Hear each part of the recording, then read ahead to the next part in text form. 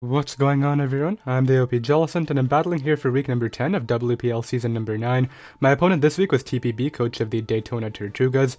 Very solid player. He's coming into this match with the same record as me, 7-2. We are in a couple game losing streak though. We did lose both weeks 8 and 9, so even though we are locked for playoffs, I would love to pick up some wins to close out the season right now, so ideally we can start doing that with this match right here. Let's talk about the team that I am bringing. I have a Taunt Tornadus with safety goggles. He had something on his roster that could put me to sleep.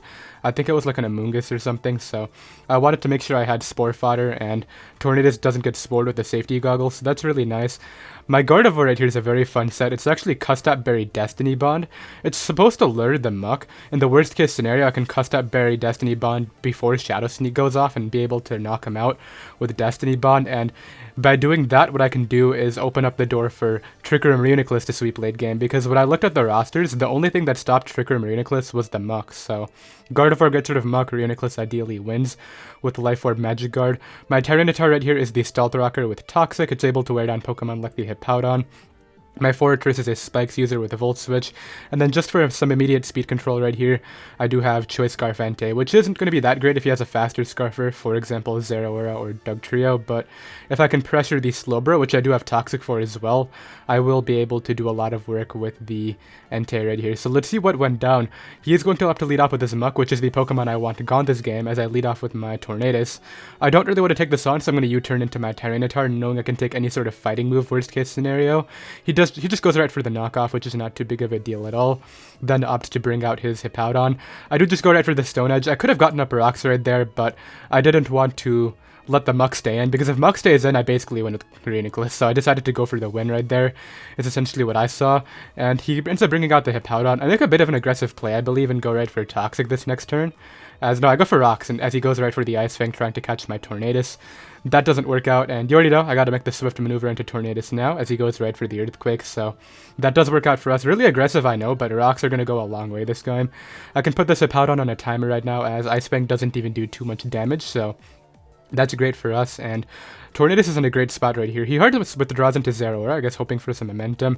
It does work out for him, as I did go for Taunt, trying to prevent hazards or slack off, so he will be able to get a hit off into my Fortress, which does make me a bit weaker to Pokemon like Dugtrio, but that is not the end of the world right here. I go right for counter in case he tries to make an overly aggressive play and go for Fire Punch for the KO, but he does make a smart play and just switch out into Slowbro, so my counter is revealed. He basically knows I'm Maka Berry at that point.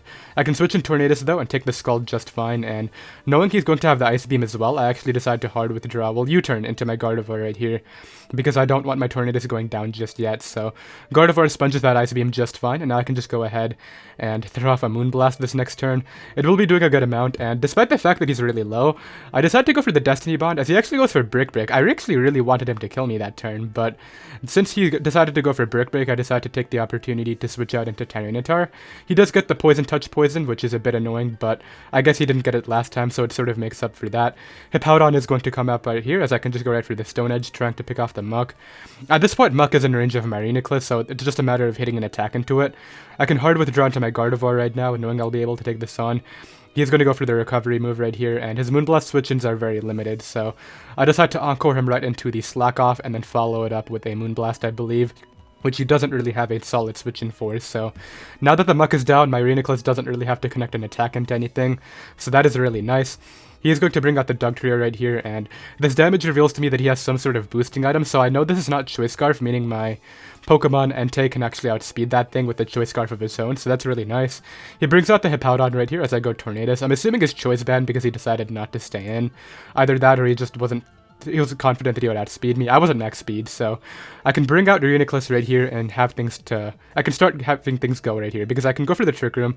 That could have been worded better, but I can just spam Psychic now, and I will be able to wear down the Hippowdon. That does so much damage because of the Life Orb Magic Guard. He makes a misplay right here, goes for Curse, but he was already so weak anyway, so maybe the Earthquake would have made the difference.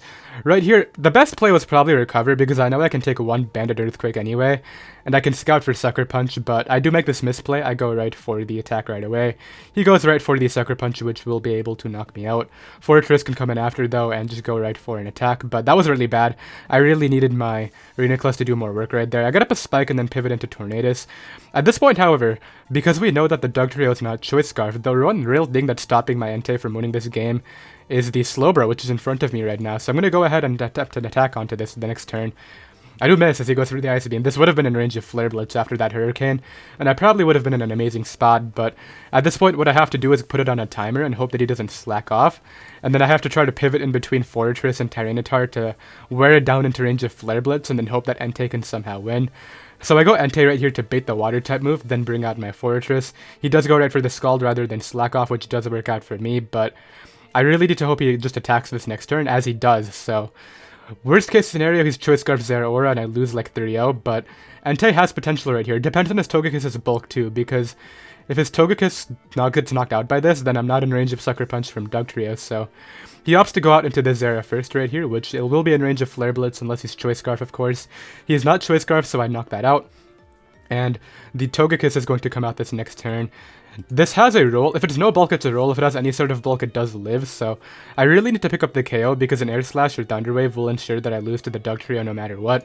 So I go right here for the Flare Blitz, and we actually get a critical hit into it. So we will be able to win this game in the end right here with just Flare Blitz Entei coming through.